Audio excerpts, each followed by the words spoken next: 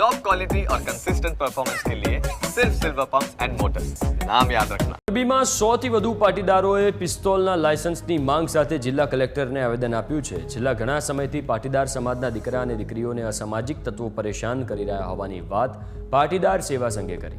પાટીદાર યુવાનોએ સ્વરક્ષણ માટે હથિયાર જોઈએ છે તેવી માંગ કલેક્ટર સમક્ષ કરી છે. તો આ મુદ્દે ધારાસભ્ય કાંતિ અમૃતિયાએ કહ્યું કે કોઈ અસામાજિક દીકરા દીકરીઓને હેરાન કરતા હોય તો કોઈ ચમરબંધીને છોડવામાં નહીં આવે, અને જો કોઈ સિરામિક કારખાને પૈસા માંગતું હોય તો હું ઉદ્યોગકારોની સાથે જ છું.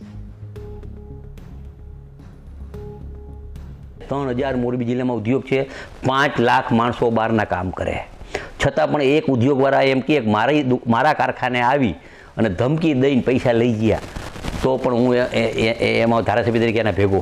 કલેક્ટર અને એસપી સાથે પણ વાત કરી કે આપણે આ પ્રકારનું કાંઈ પણ હોય એનો કોઈનું ચંબરબંધીનો દીકરો હોય ને તો એ નથી હલાવી લેવાનું. એ બસોને મારી નમ્ર વિનંતી છે કે આપને જે લાયસન્સ માંગ્યું હોય તો આપ ઓનલાઈન અરજી કરો, પછી તમારે એને અભિપ્રાય માગશે અને તમને લાયસન્સ દેવાનું હશે તો અમે પણ તમારા ભેગા હી પણ પ્રોસિજર કરો, અને આવી રીતે આવેદનપત્ર દઈ અને લાયસન્સની પ્રોસિજર નીચેથી કરવી પડે એ કરો.